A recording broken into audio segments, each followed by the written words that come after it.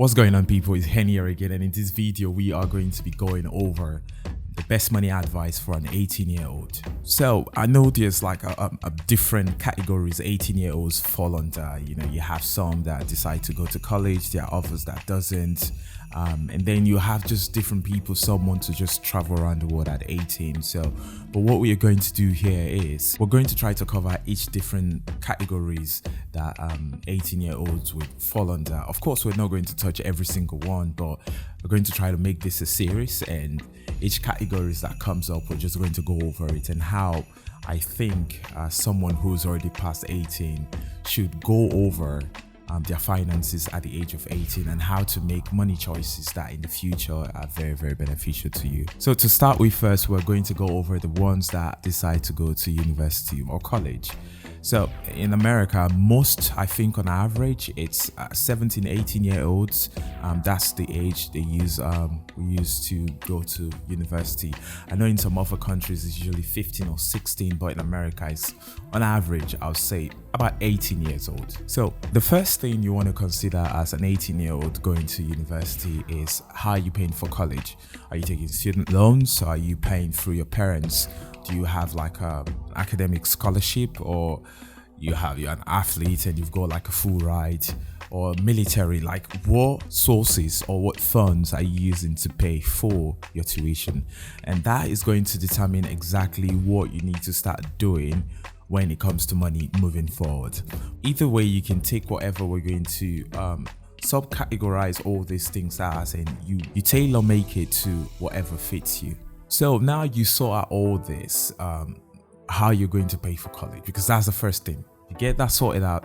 The second thing that you need to start worrying about is which major. So I think this is very, very important in tying to the first one, which is how you're going to pay for college, because at 18 years old, I think that's the first loan you can take. You can't go to the bank and ask for like $60,000, but I think if you decide to go to college, you don't even need your credit to be checked. You are going to be able to achieve and get that loan. So it's very important for you to choose something that you can actually use to make good money when you get out of college. So my number one thing that I usually tell people that if you want to go to college is choose a major that is very high demand. The skill that the major gives to you, because the major, you're there to study to get a skill, and that skill is what is going to determine the amount of money you're going to make by the time you graduate college. So it's very important for you to choose something that is in the marketplace, like everybody needs it.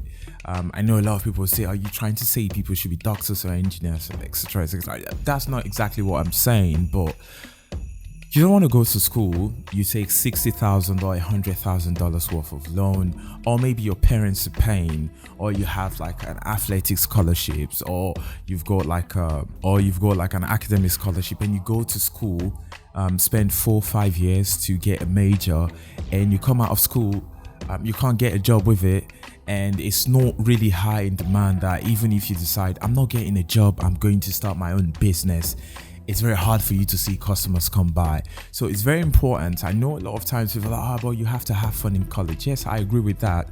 The most important thing college does, all people should do when they go to college, is try to study a major that gives you a skill that is on high demand in the marketplace. So another thing, or another way you can actually look at this is just sit down and relax and ask yourself, what devices or what things do I use on a daily basis?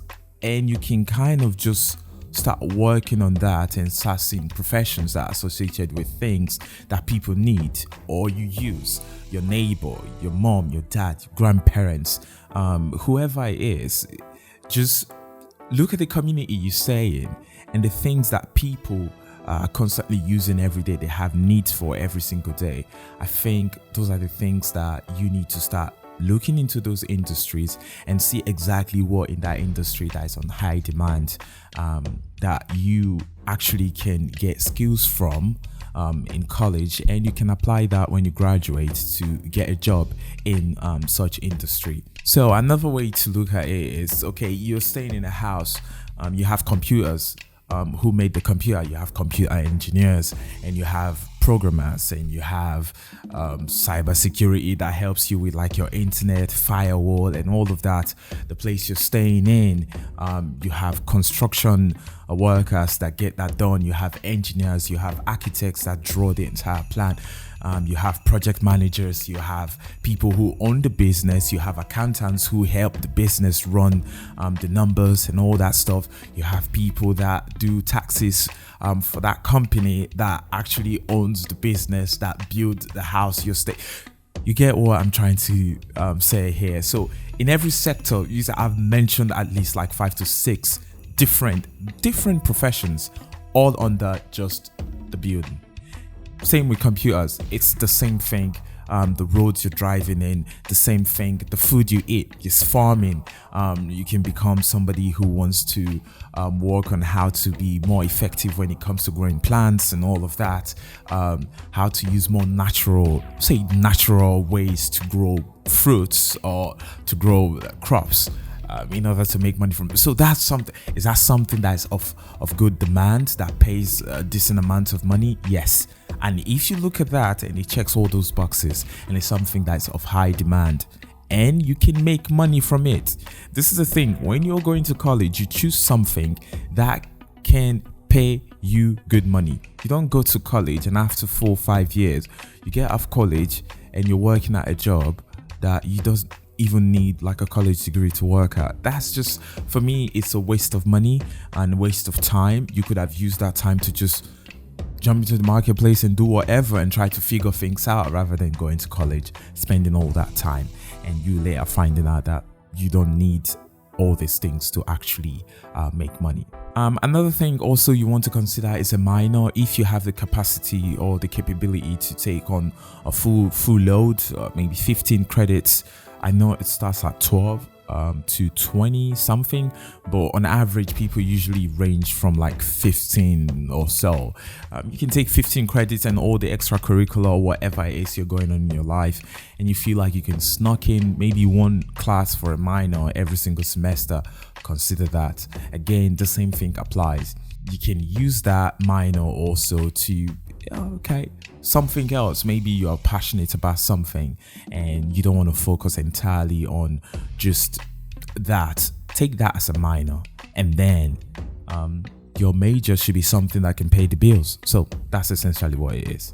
So the next thing you need to do is start realistically calculate how much money you're going to need to go through a semester. So that's including books, fees, transportation, food, housing, clothes, everything. You have to realistically, because a lot of times people do this where they're not realistic with their budgeting, and when the money is not actually covering exactly what they want it to cover, they're like, oh, it's not right, budgeting is fake and all of that. No, it's not. It's just your calculation is wrong.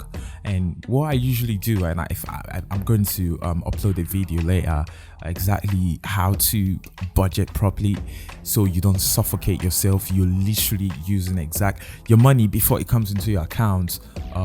If it's through a job or your parents, or you have like a loan that comes into your account, you know exactly what to do with the money, because this is an investment. You don't just take the money, whatever happens, we're going to be willy-nilly and do whatever with the money. That's just stupid.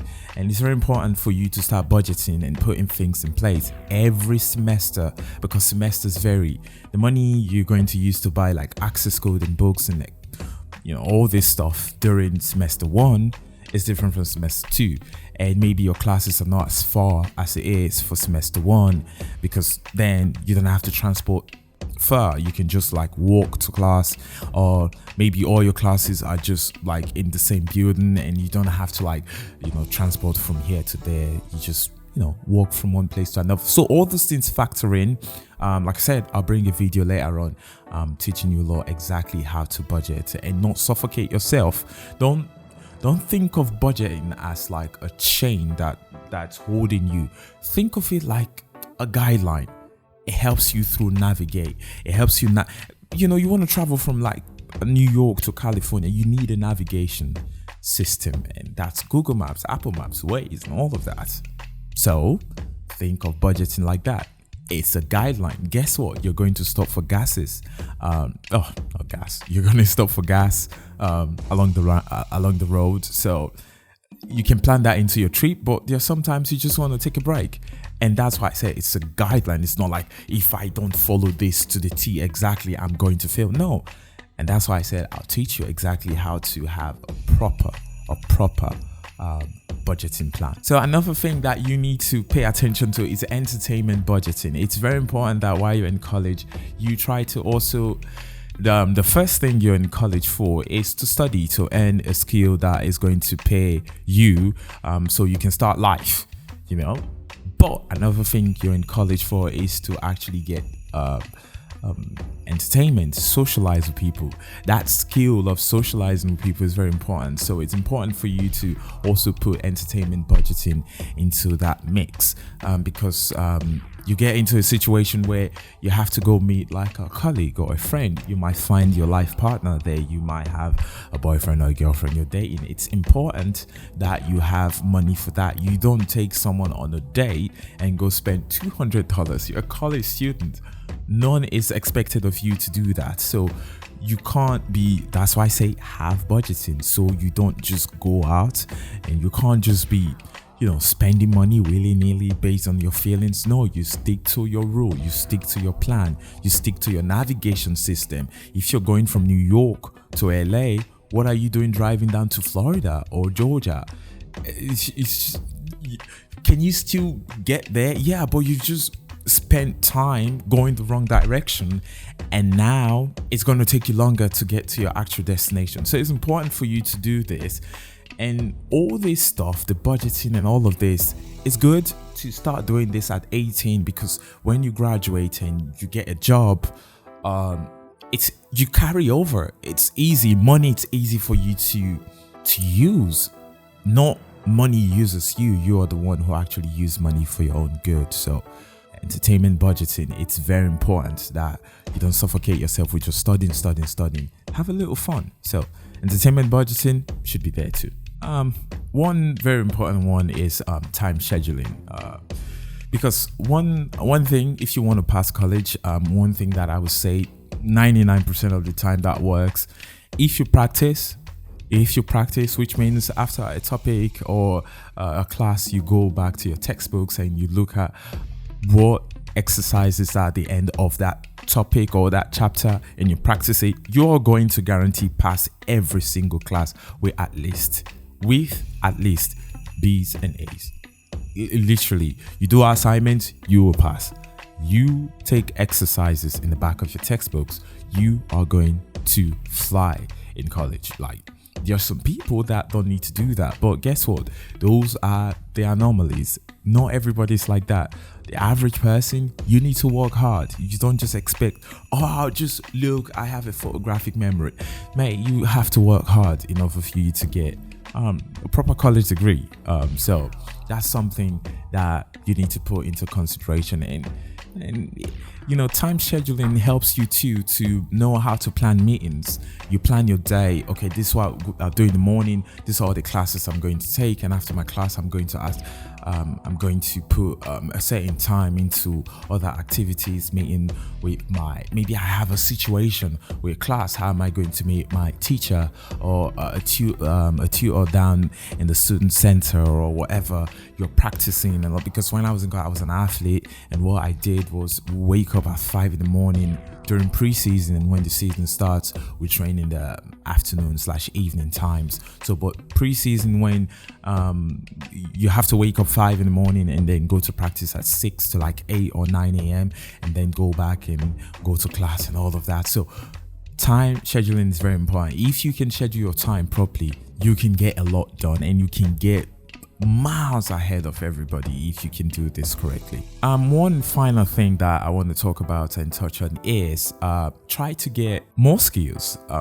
So you're going to college to get one major skill to make you money. That's number one. Number two is you need to get more skills in the sense that maybe you're in an engineering degree and you're like, okay, maybe I need to pick up Java programming or something to add more to my resume. So when I get off college, I have more opportunities, or the ladder is not stacked against me. In the sense that if 100 people applies to a job, instead of me fighting with the 100 people because we're of the same or similar qualities, I stand out easily. So you add more things, that is going to pay you more money. Communication skills, your books about that, how to talk to people. Negotiation skills, which means trying to convince someone if they are just blind adamant or not doing something that you agree with. How to emotional intelligence, things like that are things that are skills that you can pick up in college. You can't just expect, by the time I get out at 22 or 23, then I go to the ward. That's when college is a mini ward. So you have to start learning all these skills while in college. Say maybe you're in business administration in college, you can start taking project manager certifications. You can also start taking you can start taking Microsoft projects, getting used to tools that are used in companies, Jira, Azure DevOps, like even Microsoft Teams, getting yourself used to things like that. Taking a bunch of certifications that align. It's not just I'll wake up and take whatever certifications I want. No, that's not the case. You take certifications that align with what you're doing, and that gives you more value. So skills that gives you more value, and the skill is going to, guess what, give you more money by the time you step into the marketplace. So I think these are pretty much the things that I would try to focus on. Of course, there's so many other things, but this is, a lot of people are like, but you didn't talk about all the money and all that stuff. You're not expected to start making money when you're in college. That's not expected of you. However, if you do things like this, an opportunity falls into your hand, it's easy for you to recognize it, and you can take upon that. So yeah, money tips that is most important here is budgeting. The rest of the things tied to that. And in the future, by the time you're 22, 23 and you're out of college, you're set to take on the world. Like, money, it shouldn't be an issue, because already with the limited budget you had in college, you were able to tame it, because money is a beast. If you don't tame it, it's gonna ravish you, and you're gonna be in debt. You're gonna hate money. You're gonna be like, rich people suck and all of that stuff, which is not the goal. So this is something that people need to pay attention to if you're 18 years old. So yeah, that's it. If you have anything else to add to this, please leave them in the comments below. If you're new here, consider subscribing, and of course leave the video with a like. I'll be trying to work on part 2 and bringing it out, so give me feedbacks. I'm open to it. But yeah, thank you guys for watching, and I'll talk to you in the next one. Peace.